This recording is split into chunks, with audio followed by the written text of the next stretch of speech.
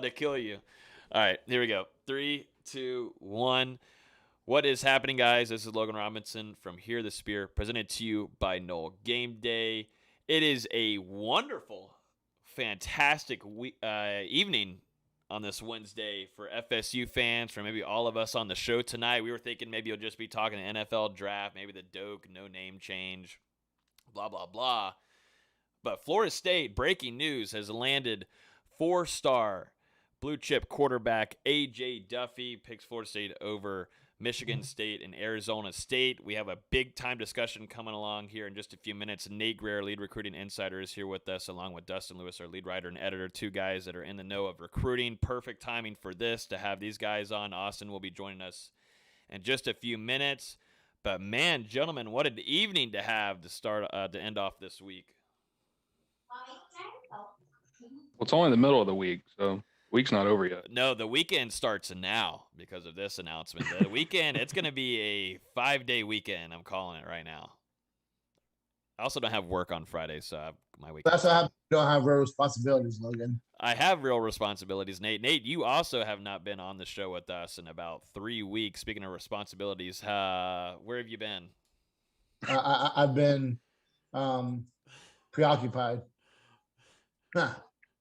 Preoccupied with the real world. With adult job or something? Yeah, something like that, you know. Thanks. Has it really been 3 weeks? I think it's been a minute.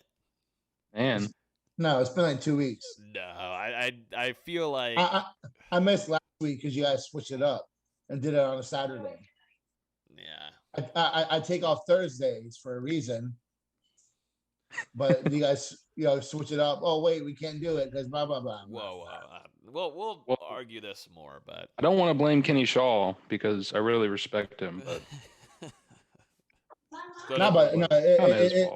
it's a hell of a day for Florida State. You know, you look at getting arguably their top target at quarterback, getting him to go ahead and make a decision. The surprise isn't that they landed him. The surprise is the timeliness of it, of him doing an update after this weekend, going to Michigan State, talking about having different leaders every day. Got to sit here and think more about it. So that just tells you, Florida State's kind of probably been the choice since the spring game. So, you watch this kid's highlights, man. He is. I know Steve over at Unconquered Talk, him and I really have been really high on him. We both think that he's the top quarterback option for Florida State. When you look at the offers they've had, he really fits with what Norvell and Dillingham like to do on offense. It's a great get, aesthetically. And when you look at, the scene after having a couple decommitments, Norvell is purposeful. Every time there's bad news, something's coming down the pike that's going to be positive. And here we are again. So one thing that Norvell, you can knock him. He's not above reproach. Last year was crazy, despite everything going on off the field. But what he's done flipping the quarterback room, and how quick he's done that, I think that, as Florida State fans, we really should be confident with the direction of the program. He brings in two guys and Rodemaker and Purdy. Purdy's been a little disappointing in terms of how he handled the offseason, but if he's motivated, that's a kid that's going to still play a big factor. Getting Milton in now, then in Nico Marchio now, being hot and heavy with MJ Morris, now landing AJ Duffy, they've really flipped that room, and that's now going to be one of the most talented rooms in the country over the next 3 years. And I feel very confident saying that. It's a hell of a take, hell of a get. You see that it's already going to get attention from recruits. Keon Coleman already quoting that tweet and talking about it. So, it's a great day for Florida State when you can land a blue chip, but it's also a great day when you can land a blue chip at the most important position on the field. Yeah, and not just Keon Coleman, Damari Alston and a couple other guys tweeted out about AJ committing to Florida. Yeah, Glover. Yeah.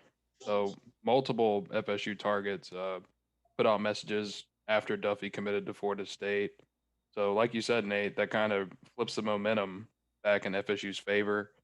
And yeah, I mean, this one, it really seemed kind of unexpected, but you look at the timeline and for him to commit on Kenny Dillingham's birthday, that makes me think it was in the works for a little bit, but Probably. For the rest of us, probably until about an hour until the announcement, it really came out of nowhere. Then Dillingham made that tweet like 10 minutes before Duffy went public, and that's really when everyone started kind of knowing, okay, so he's really about to join the class here. And we've been talking about it for weeks, for months. We really had no idea on a timeline for him. You mentioned it, Nate, him going, he flip flops on those decisions, the schools multiple times, and FSU just won out in the end. So, like you said, a really big get for Florida State. He's always been the top quarterback on the board, right up there with MJ Morris and Nico, who's already in the class. And yeah, it just helps some momentum and it solidifies the quarterback position with a long way to go until signing day. He reminds me of a name that we're all familiar with, Sam Howell, and how he plays quarterback, which a couple years ago, super high on Sam Howell. I think he's just as talented. So I'm gonna have to go to some IMG games now. It's right down the road. Gonna have to go check him out. Yeah, you'll be right on the perfect spot there, Nate. It's literally right down State Road 70. So you're telling me that you're going to take some nights off from Friday nights, not making wings, and go see some football? Well, again, if that's what you think I just do, I think you are pretty pea-brain. But it's really it wouldn't be wings; it'd be boneless. So yeah, and that's something your atrocious takes in food really hits the show here. Perfect timing because boneless. You just don't have those aren't wings. Those are chicken nuggets. You don't have a developed palate. No, those are chicken nuggets with sauce on it. Chicken nuggets with sauce on it. No. Nuggets and boneless are different. That's just you guys aren't. No, you guys haven't developed yet. Your palate has not developed. I could go to Wendy's right now, and I could breading, different meat. You guys just don't know. No. Eat boneless wings. I know, Dustin. Ask Logan what I got. Yeah, from B-Dubs. Yeah, when we went out to Kenny Shaw's camp at B-Dubs, he got boneless wings, and I was too tired. I couldn't slap him or anything. I was just too tired. And how easy was it just to eat them, not have to fuss with it, being out all day?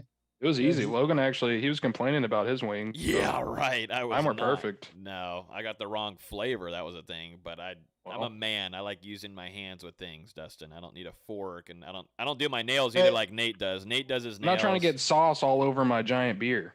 Your giant beer. You'd be proud though. At my job, or rolling out a whole brand new menu, and I was actually eating different kind of wings. Wing flavors, so you'd be proud. Wing flavors, or were they boneless chicken nugget? Were they actually wings? They were actual wings. They quote that. Make sure Discord gets that. We'll be quoting that. Putting that down. Clip it, chat. But yeah, no, the momentum that Florida State has right now in the quarterback front, just like that was a pretty strong statement, Nate, by saying that room right there is going to be the strongest position group that they'll have next season if they keep these guys like AJ Duffy and you got Nico Marchio. You lose Milton, but you also have Jordan Travis in the fold, and that quarterback room gets interesting. A lot of questions in the comments so far have been what happens to this quarterback room, and if it does end up happening, you got Nico coming in and also AJ Duffy. What does that do to this quarterback room for the future? Only losing Mackenzie Milton next season. I think that one thing that Nico hit on when we had him on the podcast was how transparent Norvell and the coaches are. They've been very upfront and open and honest with these recruits on what they want to do. I think that as a quarterback that's currently on the roster, you kind of have to, take a look in the mirror and, if you don't want them to take other guys, it's a challenge on you to step up and earn that spot, and that's not a knock on Purdy, who had the shoulder injuries. I still think plays a role in the future of the program. We saw what we saw with Tate. Like you said, Travis, he's probably a 2-year out guy. Milton, they brought Milton in for a reason. And that's because they think that they can still, they're not, I'm not saying win now in terms of winning the ACC, but they think they can win now in terms of getting the ship righted and move in the right direction. But if I'm a quarterback, I look at it as that it's more competition. Something's going to happen. Mm-hmm. Yeah. Something's going to happen. It has to. There's going to be some form of attrition. Don't know what that looks like yet, but something's going to happen because you're not going to keep Rodemaker, Purdy, Markiel, Duffy. You're not going to keep all of them. You're just not going to. So you're not going to keep all of them. So you know how I feel about Jordan Travis, but I just don't. They're not going to keep all of them. It's just the nature of the way the game is right now.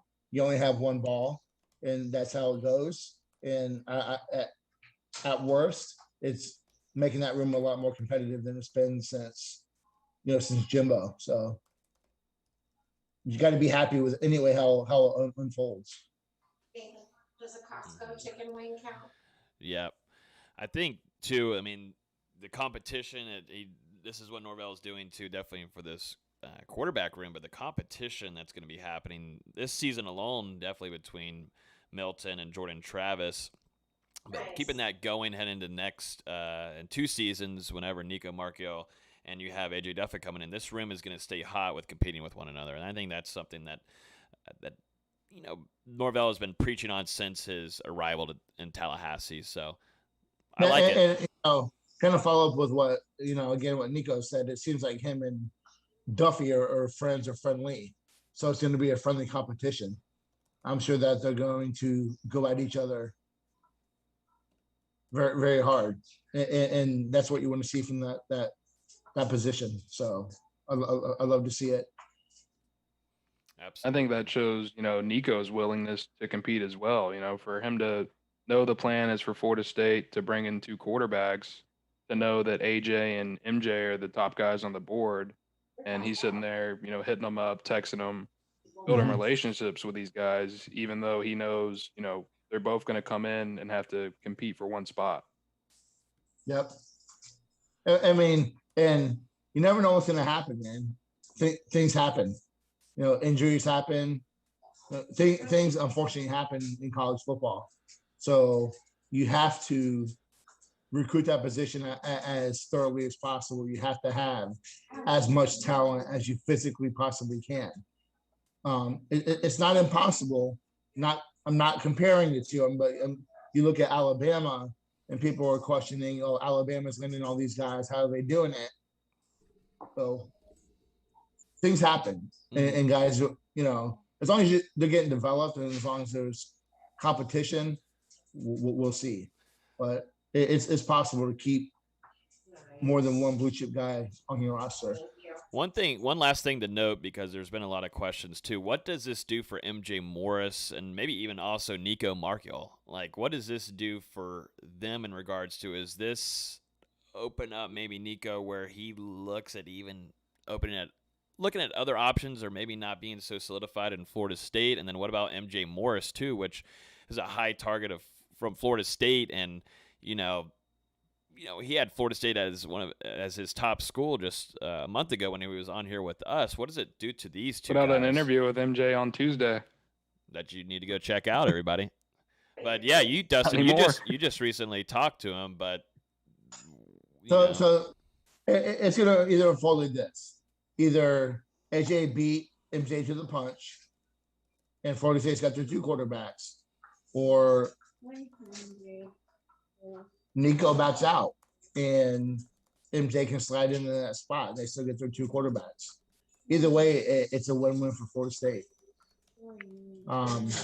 I'd be surprised if Nico did back out with the way he's been and the comments he said. But at the end of the day, quarterbacks want to play. So, opportunity is going to probably be offered to him. I'm sure that, school's going to negatively recruit Florida State in terms of what they have in that room right now. So I would not be surprised if you either see him take visits or you hear the rumor or the smoke start of him looking at other options. At this point, I would be surprised. Yeah, I mean, he talked about it, like you said on the podcast. Florida State has been transparent with him from the beginning. And, I said a couple minutes ago, but he's talked with these guys. Like, he already knew the deal, whether today was a surprise or not. He knew AJ or MJ was likely going to be who was coming in to compete with him. So I don't think, I haven't got a chance to get up with him yet, but I don't think he's surprised at all. Let's move on here. We got the NFL draft to go over to and a little bit of recruiting along with basketball once Austin jumps in here. But we might as well finish the recruiting if we already did Duffy. Yeah, I mean, we can go through recruiting to finish off D-Lou if you want to. So the last thing is 4-star linebacker Geron Willis announced that he'll be committing this Saturday, I believe, whatever May 1st is. And, it's come down to Florida State, Georgia Tech, and Ole Miss for him. And I've actually had a prediction and for him to FSU since early March. But I'm considering changing that to Georgia Tech because it just seems like Georgia Tech is recruiting him as a safety, whereas Florida State wants him at linebacker. And it just seems like right now he prefers to be at that safety position at the college level. So I think that's going to be the big factor in him probably choosing Georgia Tech on Saturday, but at the same time, he's still planning to take all of his official visits. He'll be back up to Florida State in June or July for his visit to meet with the coaching staff on campus. I wouldn't be surprised if we see him come to Tallahassee for a game during the season as well. And he's still going to be a top target for Florida State and someone that they'll be recruiting. And I think they have a good chance of getting him back in the fold down the line, but we'll just have to see. For now, it just seems like Georgia Tech is trending. I agree with that. I don't understand it, but I'm not a college coach. I don't understand how or where you see that actually happening, but you look at his frame, he's someone that's going to blow up in college. So hopefully he's making a smart decision, not a short term, but I definitely, so what, 3 days ago, I sent you guys a text. I think that he's going to Georgia Tech. Just tea leaves, man. The time of it, the announcement going to Georgia Tech, profile changes, the talk about him wanting to try to be a safety. I just don't see it. He's a linebacker. But I hope Florida State keeps pushing because I think that he's someone that could be really good for Florida State with his ability to get sideline to sideline. He moves really well for a big guy. He's an impressive linebacker. So I hope that he commits to where it's looking that Florida State can still be pushing for him. Update that just happened just a little bit ago before we went live. We got an update about the Florida State situation, about potentially changing the stadium name from Doak Campbell Stadium to something else. An agreement made today on Wednesday during the final FSU Anti-Racism Task Force meeting of the semester. There was a rejection of sending this to controversial issue to the university president. So Florida State's stadium name change will not be happening. It will stay as Doak Campbell Stadium until further notice. I'm sure we'll get an update here in the fall, but as of right now, that changes are going to be happening after a big time. In the last year, there's been a big movement towards wanting to change that name. Just an update earlier today, though, that is not going to be happening anytime soon. So something that we'll keep an eye on heading into the fall is that will probably ramp up, and that conversation will grow into the start of the football season. So just a little update there. Let's jump into some NFL draft, man. I love NFL draft.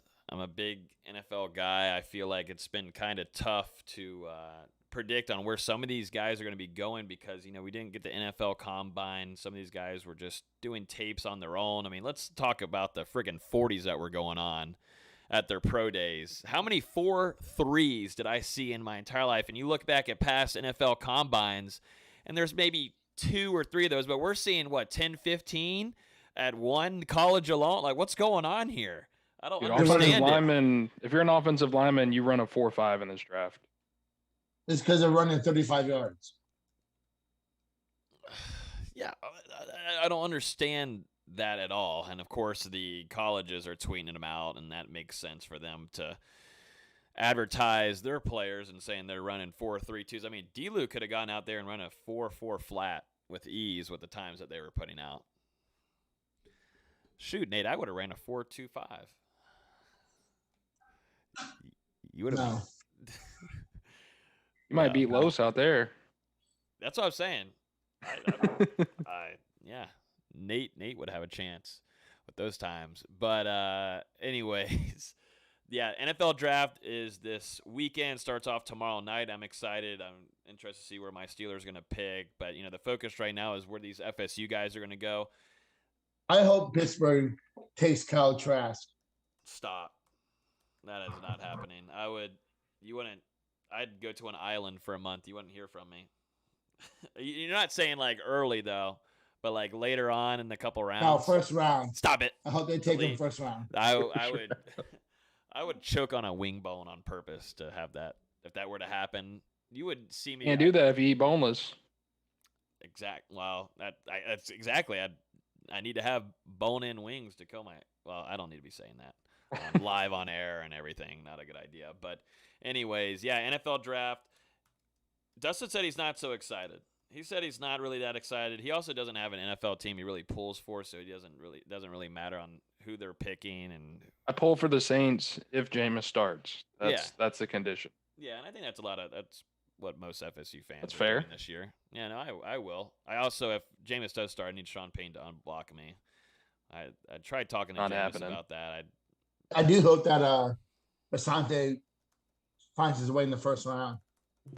It looks like it'd be in the late side of that round, but there's a couple teams like Green Bay that are looking for a corner.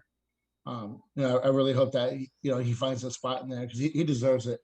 He's one of the, he doesn't match a Horn or a Surtain, physically, but I think he's as good in terms of being a cover guy. If he was 2 inches taller, I think we're having a different discussion about him.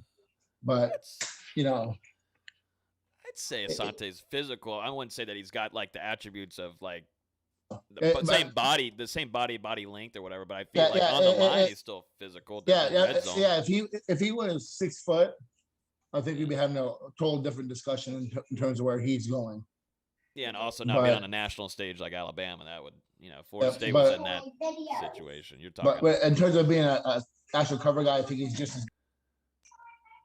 Yeah. He's just as good as what? I think he had to be talking to his family. Muted it. But Asante Samuel Jr., in my opinion, he's just as good as the other guys. Yeah. No, I think whoever gets him, I think if Green Bay gets him, that'd be a huge get for them. Look at the Saints too; they'd like to have a guy like Asante there. Even my Steelers, most certainly, if he's available later in the second round, then I think Mike Tomlin would love to have him on their team. But it really depends if he's going to last that long, if he's going to come to my Steelers or not. But the Saints, I could see that happening. The Panthers. I think there was some Panthers. Was there some Ram smoke? That was our guy Luke that was in there. He's a Rams guy. He wants to have Jalen, and on the opposite side have another FSU player. I don't know really if the Rams. They might. That shows you how much I'm paying attention to the NFL draft. Yeah. But yeah, I forget where the Saints pick at. I should probably have this up, but I think he really is going to be an early second round pick. Unless anything goes crazy and someone is really in that office biting for Asante Samuel Jr. I think, I was talking about this on the Mark Rogers show too. I think this is going to be a wild NFL draft because, you don't get the NFL combine to kind of work off of. You don't get those meetings with guys in person. You're working off of Zoom meetings, which are happening, yeah, but you don't get to meet up with these guys. There's only been a select few of players that have been able to travel and go meet these teams and organizations. A lot of these, you think about it too, a lot of these D3 schools, some of these lower class schools weren't on national television as much. A lot of these scouts weren't able to go visit these games. I think it's going to bring in a different kind of attitude with how these teams are picking these players. It's something to keep an eye out on. I'm sure we'll hear all about it tomorrow night, about how we didn't have an NFL combine and all this kind of stuff. But it really is something that will change the aspect of why they're picking these players, because it's interesting. You really got to do your research on this and do your homework for these scouts and these. Totally not FSU related, but I think it's completely ridiculous what's going on with Justin Fields and everyone picking him apart, man. I don't see it. If San Francisco takes Mac Jones at number 3, I'm sorry. I don't understand. What if they take Trey Lance? Mac Jones is very much like those.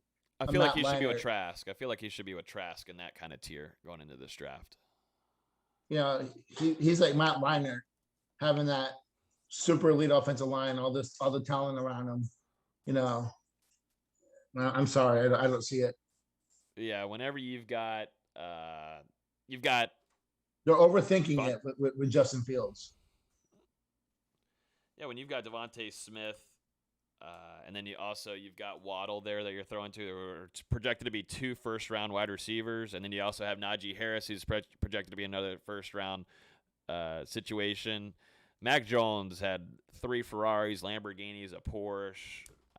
He had a Timmy Jernigan freaking loaded car out there. I mean, it was stacked all over the place. So where do you think you're going? What rounds? All right, so Asante Samuel Jr. We're going to take our guesses now. Mm-hmm. We need to write something down for this. No.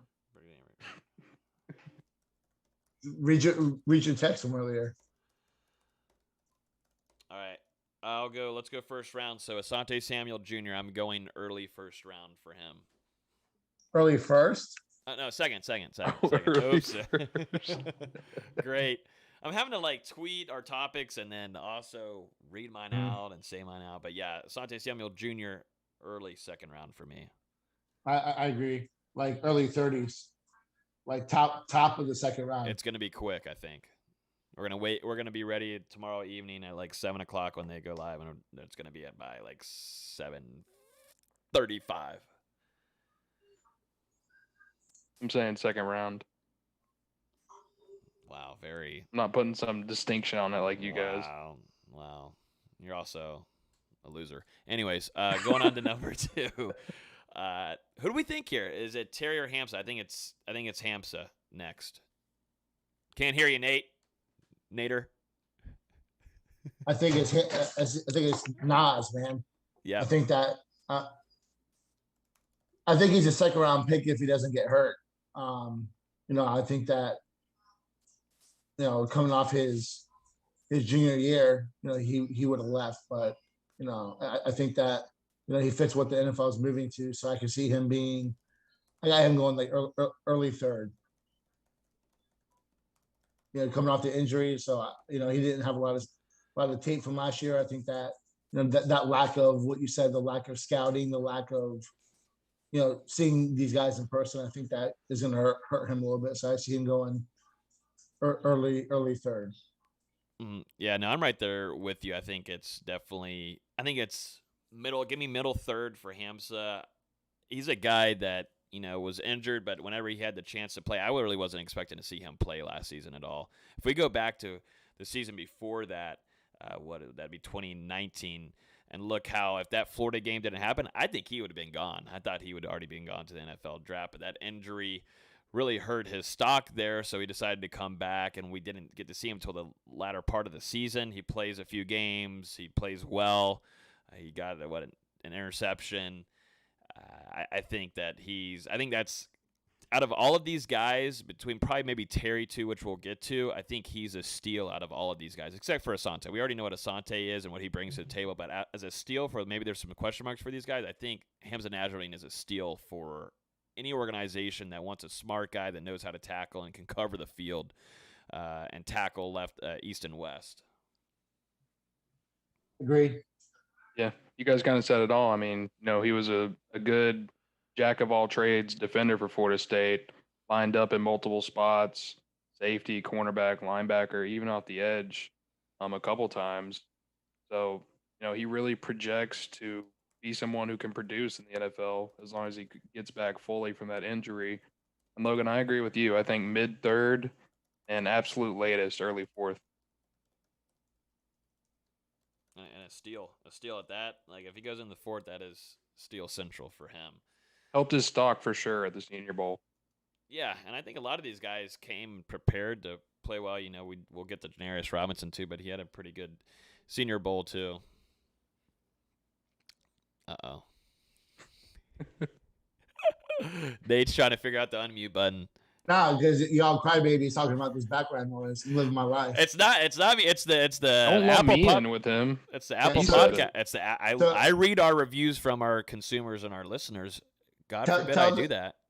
Tell them to listen to their kids. So, anyways, I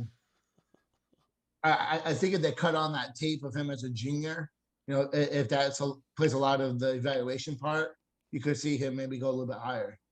Because he, like you said, he was very, very special in 2019. Mm-hmm. All right, here we go. We got to pick this one. Who goes after this at number 3? Is it Tamarion Terry or is it Marvin Wilson? I'm going Tamarion Terry on this take. That might be a bold take. I don't know if anybody else is with me on this. Is it Tamarion Terry or Marvin Wilson? I got Terry. Terry going 4th round. Terry's going 4th round? Going Marv, 4th round, but before Terry. Okay. 4th round. So this could be an action-packed kind of area here for a lot of Noles. So if we look back, we'll talk about Tamarion Terry first. Had him last season. What if Terry ends up in like Green Bay? Green Bay needs a wide receiver. His ability to catch that deep ball. Aaron Rodgers is probably the best in the NFL right now still. Him or Mahomes on that deep ball. Big Ben hasn't retired. So anyways, like I was saying, I think that would be a crazy fit. I'd like to see him, with a Mahomes or with a Rodgers to see what he could do in the NFL. Yeah, I'm thinking about Pete Carroll's perfectly stacked. He's fine over there with what he's got, but a team like Seattle would kill for a guy like Tamarion Terry. I mean, just deep ball going down, just like Nate was talking about, deep ball threat, his speed, he's faster with football pads on. He's going to excel somewhere, and a Green Bay team like him would love to have him, but I think he is a 4th round guy, and I think he's probably my second steal out of these FSU guys that are going. He's just got that speed. It's really the only thing hindering him, and I wonder how his meetings went, or just his mental state and, things that maybe were lacking there. And, if he puts it all together, that is a big-time threat at wide receiver. It's not necessarily a knock on him going round 4. I think it's just the fact that it's a really deep position this year. But also combined with, how things went sideways this past year. Yeah. And this draft is very deep. Mm-hmm. Yeah, and you've got a lot of staff. The staff changing doesn't help anybody in that regard either. So it's a tough situation. He went through a lot too with personal things going on, and I really am. We're definitely all rooting for him, and I think he's got crazy talent. And he's made some catches that were extremely special during his career at Florida State.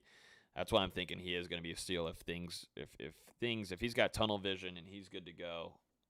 I'm sorry, but look at that like CBS. Sorry, we didn't mean to cut you off, but guys like, I know Rondell Moore was really good as a freshman, but he's like 5'6".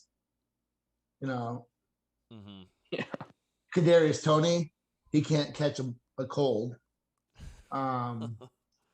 Dwayne Eskridge from Western Michigan. There's a lot of guys ranked ahead of him that I would not put ahead of him. A lot of small receivers in this draft. CBS has him as 116 overall in terms of position, but they have Tutu Atwell, Daz Newsome, Amari Rogers, Sage Surratt, Diami Brown, Cornell Powell. That's just from the ACC ahead of him. I don't see that. I don't see that. Yeah, no. On to another null here. Marvin Wilson, as Dustin thinks he's going to go before Tamarion Terry.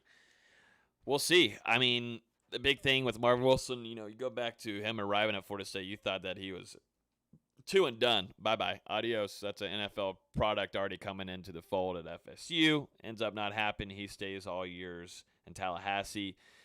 I think he is going to be a 4th rounder. I think that's the latest he'll go. I wouldn't be shocked if he goes in 3rd, but I think he is, to me, a 4th round guy. Things turned a whole 180 in my prediction. That might just be me, but I really thought he was more of an NFL guy than anything, and he still might be that way. But, man, I think there's some teams out there that really were questioning his product on the field the last couple of seasons, really this last season, and then also the mishap between him and Mike Norvell. And he's talked about this publicly with a few outlets saying that he wishes he would have never done that because it separated a lot of his teammates inside that locker room, because whenever he was saying that he wasn't going to be attending workouts until he got word back from Mike Norvell, they fixed a problem. The next morning, there was over about 25, 30 players, 40 players that were there ready for workouts and said, I'm still going to be there no matter what. I think that is going to be a question mark, the thing that was hindering him. So I think he's kind of, I don't know. I think it's hurt him a little bit. Yeah, I mean, how much did he develop and improve, though? That's what I question. So that's why I have him going in the 4th round also, which is crazy. He's getting mocked in the top 10 at the start of the season. So that's a major slip. And I think that's just someone that's had to look at himself and cost yourself some money, man. Hopefully you can put your shit together and, work on that second contract. Yeah. I mean, man, looking back on it, it was great for Florida State fans whenever Marvin Wilson announced he was returning for his senior season. I think it was last December or whatever, whenever Norvell got hired. But, he probably should have went pro in 2020 and went ahead and gotten paid in that draft, because like you guys have said, his stock has really slipped, and I feel like the perception of Marvin Wilson has slipped. And you said it best, Nate. He's got to focus up now and turn it around. Yeah, I don't know. I'm interested to see. I think a team maybe like Dallas and those kind of rounds late in the 4th, 5th. He's going to be a boomer bust. Either he's going to be really good or he's going to be out of the NFL in 3 years. Yep, and he's, like you said, he's got to be a quick answer guy, whichever team takes him, and got to make the roster too. It's crazy how much can change in 3 years, even a year, maybe even less than a year, which is crazy. Just like Nate was saying, projected could be a top 10 pick. Crazy. All right, so after that, this is where it gets really fun. Who's going to go next after Marvin Wilson? Who are we thinking here? I'm thinking J-Rob too. I'm thinking Janarius Robinson. Why do you think Janarius Robinson after Marv?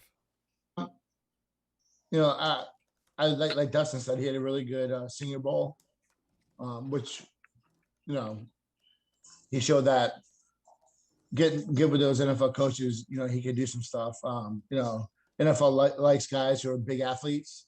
You can't deny him on the hoof. He's 6'5", 250. Looks every part of what a football player defensive end should look like. So some teams are going to take a chance on that. But it's the same thing that we talked about since he came here. He's a developmental guy. He's a developmental guy. He's got to continue to develop. At some point, you are what you are. So, the NFL, those coaches think that they can get anything out of anyone. some team's going to bite on an athletic freak. He is a very athletic guy. I think for him, it's all about fit. If he can get into the right system with a coach, I think he can be a contributor. But I don't see him being anything less than a 5th-round pick, and it's a lot because of lack of production. Hasn't really shown too much in college, and I think that's a fair thing to say when it comes to him. I mean, he had 3 sacks and was a team leader this past year. Mm-hmm. What do you think, D-Lo? Yeah, I mean, Nate kind of said it all. Not very productive for FSU in college, but there are some physical tools that he has that you can't really teach that NFL coaches can hopefully work with, and maybe that light turns on for him at the NFL level, even though it never did at Florida State. We'll just have to see. And I agree with Nate too. 5th round.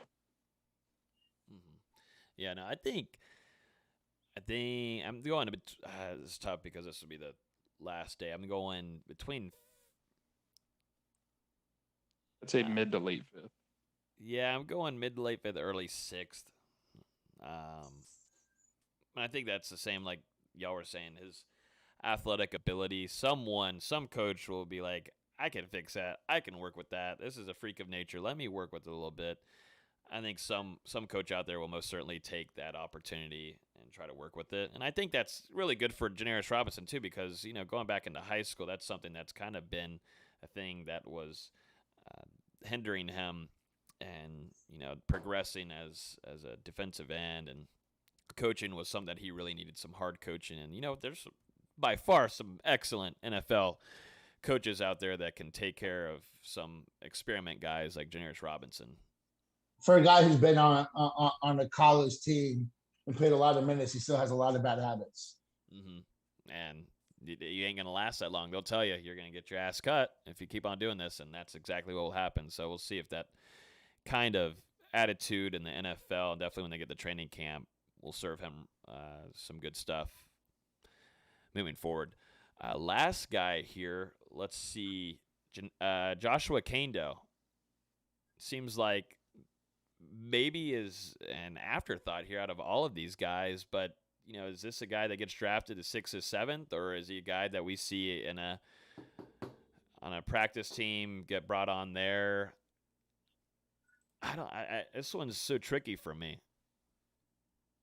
I can see it going anyway. I see him as a 7th rounder or a free agent. Mm-hmm. Again, kind of the same thing we talked about. First guy off the bus, all that, football rhetoric. But what has he really done? And how long has he been healthy? He's had a lot of injuries. Those have really caught up with him, and he's flashed for sure. He's really had some plays where you'd be like, man, here we go. This guy's taking that next step, but he never does. And I'd be interested to see how he does in a physical with all the injuries he's had. His shoulders are shot. Supposedly, one shoulder was really bad. So, I mean, I can see him not getting drafted, which is, he was a top 20 guy coming out in this class, to not getting drafted. Just don't really see that happening. But I'd be surprised if he went higher than like the 7th round, and I would not be surprised if he got drafted. Mm-hmm. A combination of injuries, lack of production. There's some questions about his desire to play the game of football. So that's something to watch. Yeah, I think so too. 6, 7. I mean, just not enough consistency staying healthy through college is something that really hinders a lot of people or a lot of players coming out of college and getting picked up from teams like this. So we really had a full season with him last year, which will help a little bit. And I think there was still some times where he was dinged up, but it stinks. Injuries happen, and that's something that he's had to deal with throughout his whole time in Tallahassee. So it stinks. Yep. And I mean, he's the second former 5-star defensive lineman that Florida State landed in the class of 2017 that we're talking about in this draft, whose stock has fallen off ever since his college career, right along there with Marvin Wilson. So, that's 2 big busts for FSU, in my opinion. 5-star guys that didn't come close to panning out to what you were expecting whenever they came into Tallahassee. I agree. I think he's late 6th, 7th, undrafted type of guy. Okay, so if I'm counting right, and we'll get Austin's take here in a second, we've got Asante drafted. We've got Hamza drafted. We've got Tamaron Terry drafted. We've got Marvin Wilson drafted. We've got Janaris Robinson drafted. So we're saying at least 5 guys drafted this weekend. At least That's what 5. we're saying. Yeah. Okay. Austin, you give us your take real quick, the rundown on who you think, because you're an NFL guy. You're like me, and also Nate, too. I love NFL. I thought the NFL season last year was great. What do you think with this draft and where you think some of these Knowles will go, like Asante and Tamari and Terry and Marv? Asante's the one everyone's watching, obviously, just because there's so many great corners in this draft class. You talk about Pat Surtain, Greg Newsome, Caleb Farley, J.C. Horn. There's just so many talented corners in this class. If they start going earlier expected, like if 4 go in the top 20, then you can see Asante go in the end of the first round to like New Orleans or Green Bay or a team like that. But he's probably going to be early second just because of his height. If he was 2 inches taller, he'd be a top 15 pick.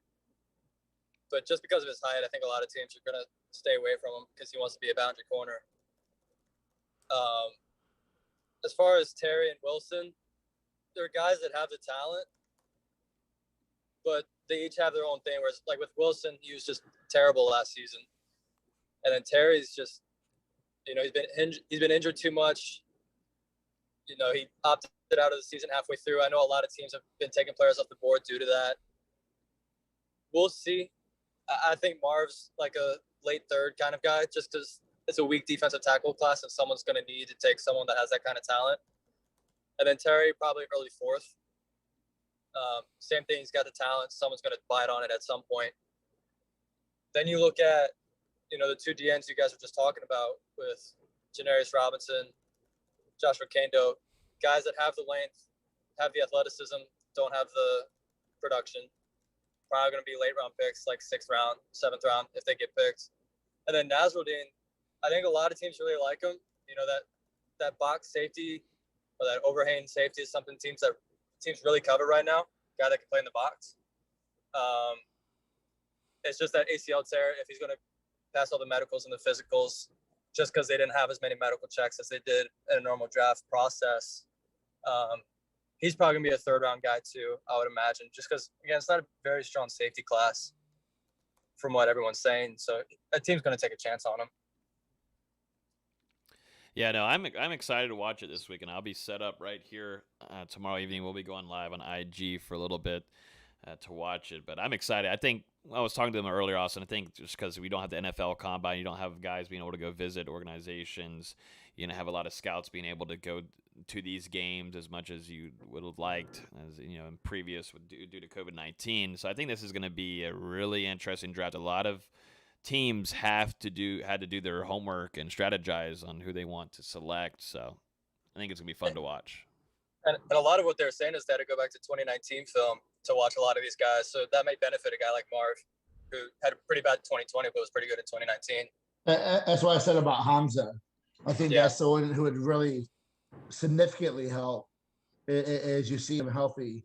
And he was a monster that year. So we'll see. I mean, Wilson was too. He was really good in 2019. I think if there was going to be any benefit from this draft process, it'd be those 2 guys who couldn't perform the way they wanted to in 2020. We'll leave it at that. Mm-hmm. Yeah. Are you driving? Yeah, I literally was leaving work as I joined the call. I don't know if that's very safe. Oh, I've got Grandma. I've Grandma. I got it mounted. Grandma. Dude, Dustin, don't even talk about Austin not being safe. You watched me drive. I was probably worse than Austin right now. At least his eyes are on the road. Yeah. I don't need to look at y'all. I wouldn't suggest looking at us either. Anyways, yeah, so that's it for the NFL draft. We'll have full coverage on that. You can follow us on Instagram, also Twitter, the same handle. Twitter's at the No Game Day everywhere else, but we'll have full coverage on that, and we'll have a recap next week.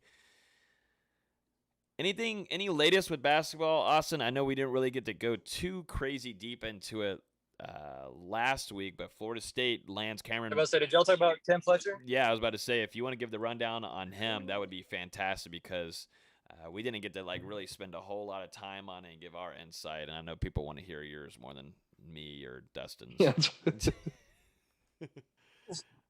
Things ended really weird for him at Kentucky. He was the one where John Calipari went on Twitter and was like, this isn't the kind of expectations we have for in this program. Asked him to step away from the team. But I don't think many people realized he actually ended up coming back to the team about a week later. And everything they were saying was, he acted professionally, he acted the right way. And really just from what people are saying from Kentucky side, it was really just he got too competitive and was upset that no one was competing as hard as him. I think he's really talented, really athletic. He's going to be a guy that is going to be a dog on defense, which we were kind of missing last year. Great athleticism. He's got the potential to be an elite 3-level scorer. He's not quite there yet. But he's the kind of guy that Florida State didn't really have last year, where he can just come in a game and just completely lock somebody down defensively. I think it's a huge get. I think as long as he's bought into the program, which we wouldn't have gone after him the way we did if he wasn't. If he's bought in, he's going to be an exceptional pickup for next year's squad. Yeah, no, that's huge news. Definitely with Florida State, kind of with a few surprises with guys leaving. Florida State getting back on that momentum and bringing in a talent from Kentucky. And that's pretty interesting, that thing that you're hearing about him being in Kentucky and him wanting to compete harder and then feel like things were in the same motion as he was. And, looking at Florida State and how well they've done in the last 4 or 5 seasons, the different kind of mindset that's in Tallahassee, they're fighting to get to that Final Four. And Cameron Fletcher, if he's got that same kind of energy and that mindset, then he's going to be a good fit here in Tallahassee. What's he He playing? said it in his introduction statement. He's like a shooting guard small forward. He's 6'6". But he said it in his initial interview that national championship to Leonard Hamilton. I think that's what you want to look for from a kid coming in. Yeah, Florida State should be able to score the ball very, very easy next year. I mean, he easily makes up for losing Sidar Calhoun. Yeah. Nate, someone asked on the YouTube chat from Barado Garcia, did we get wings, Nate? I mean, boneless? Not yet. Not yet. I did have a celebratory soup, though. I had a nice crab and corn chowder. It was delightful. Was that they had that at the retirement facility buffet earlier, right? That was the meal of the day, right? The what? At the retirement facility, they had that at the buffet. Yeah, exactly. That's what they had. Yep. You're corny, dude. Like that's why like, that's why John, you come on to here here. Comes like Logan. If y'all, this is gonna go completely sideways, but I don't care. So you had this guy Logan who's like weighs like $180. Yeah, right. 206, 206. And he's got these like unathletic, straight, no calf legs.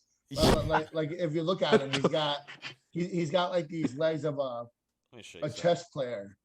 A chess player?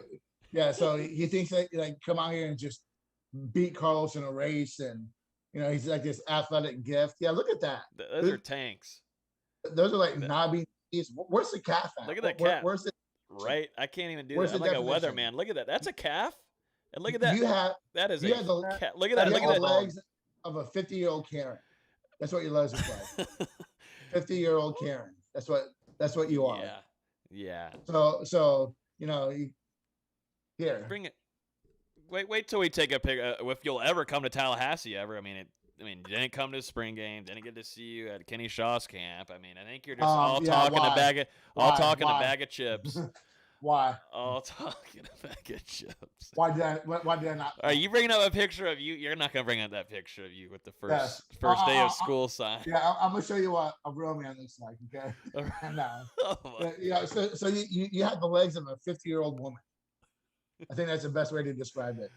So like you should just not say anything. 50-year-old. Hit the squats, hit the calf raises, get some definition, and then we'll talk. God, am I getting ready for the combine? Don't worry. If you want to. Don't worry. It works at the bars. Those legs are working So, at the so bar. all y'all on YouTube and Instagram, let's have a poll. So, yes or no? Let's run it for 24 hours. Put it out there, Logan. What you want to do on the Hear the Spear Twitter account? Yep. All right. Yes or no? Does Logan have the legs of a 50-year-old woman? Yes or no? And let's let the listeners decide. Okay, we'll tweet that after the show. No biasness between any of us. Let's put it out there. Okay, we'll take it. I'll put it up there. I'm not scared. It shouldn't be. I have beautiful legs. Just putting it out there. If anybody was wondering. I don't think anybody was wondering except for Nate, but I have gorgeous legs. Like your knees look like you hadn't taken a bath in 3 days. Do you wash your legs in the shower? Or are you that guy who just washes his top? No, I wash everything, Nate. I gotta be like I said, I gotta be ready for whatever kind of situations come to my bedroom. So I gotta wash. I'm washing everything, Nate. With that scenery behind you, we already talked about. That's not happening. You have Vanessa Hudgens? You have no, yeah. You have like LED lights like a 15-year-old teenager, and you have a microwave dinner table as in nightstand. Is that what that is? Yeah, no, that's a TV dinner nights. That's a stand, yeah. Yeah, is that your alarm clock? What is that on there? This is not my room. I don't live it. I don't sleep in this. I don't sleep in the Natty Ash room. You're just jealous, Nate. You wish you could come back to these college days and. No, because yes, I was you really do. Irresponsible. No. Oh, now you're not. Now you're so responsible. Yeah, I got kids. But yeah, I think that's the latest with basketball and Logan's legs. Let's jump into one last thing before we end off. Wait. Oh, you're forgetting the most important news of the entire show. There's some news. Nate Jack transferred to Cleveland State. Wow, man. Joining former FSU staff. Man, why didn't we get a graphic set up for that, man? We should have had an article ready, a podcast, instant reaction going. Man. How does that work? That's the main part. Yeah. But, man, I really have some strong takes Breaking on news. that. That's crazy, man. All right, that's it. Awesome to know about that. Anyways, let's jump into one last thing before we end off the podcast. Some sad news this week. One of my favorite former Noles whenever I was growing up, I know Dustin tweeted about it too early this week, growing up, us being a little bit younger, this is kind of when we started following FSU more. And, the news of linebacker Geno Hayes passing away at the age of 33. He was awaiting a liver transplant. He was dealing with liver disease. He was diagnosed with it 2 years ago. But really, really sad news to hear. I hate hearing this kind of stuff, getting this news. It was really late the other night when we got it. He was in hospice from what I know of, and he was there for maybe close to a week. But our thoughts and prayers with the Hayes family from, listening to James Coleman early on the Mark Rogers show and his friendship, his how close he was with Geno and his podcast that they were doing too. It's just a really sad situation. So also our thoughts and prayers to the former teammates too of Geno Hayes, not only, at Florida State, but the amount of teams that he was also with in the NFL and the pros. So just a really sad situation, and, our thoughts and prayers to the Hayes family. As the senior citizen of the group, it really is crazy how fast life goes by. We sit here and give each other a hard time, but it's crazy how quick things can go and how quick things can turn on a dime. But 8 years ago, this guy's coming off the NFL.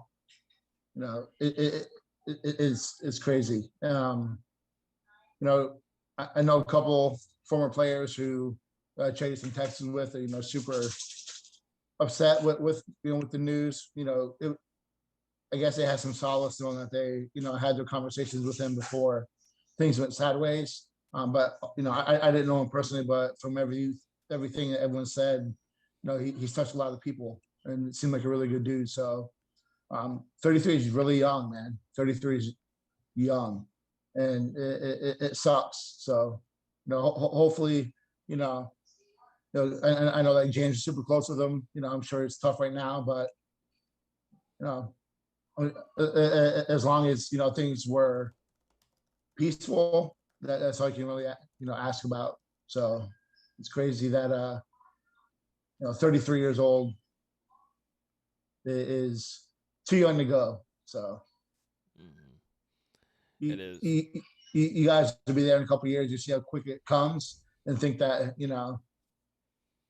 like shit, man. Like he had a lot left to do. So a ton. But it was told in an ESPN article that he had been hospitalized over 20 times in the past year. He said he was optimistic about getting a new liver from transplant. He was on a waiting list at the Mayo Clinic in Northwestern Medicine, which began in December. Just sucked to talk about. I know, Dustin, you had tweeted, this is a player that you, whenever really started kind of seriously following Florida State football, Geno was kind of a guy that was a standout during that time for you, D-Lou. Yeah. That was the first year I started really paying attention to Florida State football, 2007. And I believe he was a senior that season. But Florida State opened the year against Clemson, and they lost the game. But I remember Geno had like a big hit or a big tackle or something. I saw him getting all hyped up with the cowboy collar. And I was like, all right, well, that's going to be like my favorite player. Because I don't know, that was 14 years ago, which is crazy to think about in itself. But yeah, from then on, I followed him for the rest of that season, obviously getting that pick 6 on Matt Ryan to seal Florida State's upset of Boston College. And then I remember even in the NFL, I watched him play with the Bucks for a little bit, block a punt and return it for a touchdown, just like a random memory coming to mind. So yeah, it sucks. And it just reminds you what life really is. And I just wish the best for his family and his teammates, his friends, and everybody moving forward. Terribly unfortunate. Yeah, I was really young at this time, so I think Dessa was definitely ahead of me with following Florida State as much. But Geno Hayes, at least from when I was little and being able to go to games, definitely with my grandpa. And Geno Hayes was just a name that, I would not know too much of what was going on really on the field as much. But, Geno Hayes is just a name that will always come to me. And my dad would tell me how good he was. And he was like, Geno Hayes just laid that cat out. And that was just something regular of hearing Geno Hayes talked about a ton with my family and my father. And, that's, my dad and grandpa are the ones that I'd always go to the games with. And Geno Hayes was a household name during his time in Tallahassee. So just hearing the news and just learning about him being in that type of situation just earlier over the weekend was really rough to hear. And I think a lot of Florida State fans are all in the same boat. But yeah, I mean, he's one of the better players overall, that whole dead era, the post Bowden run, he's a really good player, man. I think that episode, get ready for the NFL draft tomorrow. We'll be covering that. Most certainly should be a very interesting one. Like we said earlier, and we covered it, Florida State landed a 4-star blue chip quarterback in A.J. Duffy. A little surprise here for us. Perfect timing. We got to thank A.J. Duffy for doing that commitment for us. We've been kind of on a roll with big-time commitments happening and us being able to get on live here immediately. and There's give no our hazard. reaction. But shout out to AJ Duffy for doing that for us. And then, yeah, definitely appreciate everybody listening. If you're on iTunes, Google Play, YouTube, hit that subscribe button. If you're on YouTube right now and you're still here, it'd be definitely appreciate it if you'd smack that like button. It would help a ton. We got some cool things in the works the next couple of weeks. I don't know if some of these guys even know about it, but there is some really interesting, cool things in the works for us this offseason. As always, you can join our Patreon, which is another thing to keep an eye on. Patreon.com/NoGameDay for insider news, nuggets, recruiting scoop, and more. Definitely from Nate and Dustin. And I keep on saying it, you're going to have a very boring offseason if you're not inside this Patreon and inside the Discord. It's going to be so boring for you. It's going to suck really badly. And it's really true because I couldn't imagine not being in this Discord anymore just because of how interactive. One thing we didn't talk about was the impact that, Travis Hunter, the best player in the 21, 22, 23 classes, had on AJ Duffy. I'd be interested to see what the best player in the country, what he said to help seal that. That's right. Speaking of the guest lineup too, we've got some things in the works. We just got to get through this NFL draft and let things smooth over. But there's a list. There's a line to get into here now. There's a line of names, and I'm excited. So Big things coming. It's no game day or no day. I thought Lowe said it was no game day or no game day. You just screwed it up again. I know. I do it on purpose. Oh, God. Before this gets any cornier, and speaking of corn, Nate has some soup to eat here in just a few. I ate it. You already ate it? Oh, that's right. I didn't know if you're going for serving number 2 or not. No, I had a nice chicken Caesar salad too. It was phenomenal. No. And then oatmeal before bed, right? It's almost horrible. So warm milk, from my nurse. From my senior citizen, Does that help your calves get better too? Is that the key? Warm milk before bed? No, it's called exercise. It's having testosterone, which you don't know about. Whoa. This is the best time to leave the podcast now and end it. Because of the estrogen that you had that allows you to have the legs of a 50-year-old Karen. So trust me, I get enough estrogen and testosterone living in Tallahassee. I'll tell you that. In Florida State. Austin knows that. Austin knows. I mean, we don't need to hear everything about what happened whenever he was with me at the bar, but I thought Austin doesn't know that. He just keeps it to himself like a mature person does. He should. Good job, Austin. Good job. I'm proud of you, man. You did do your best. All right, guys. Thanks, everybody, for listening. Y'all have a great rest of y'all's week, and we will see you guys next week. Peace.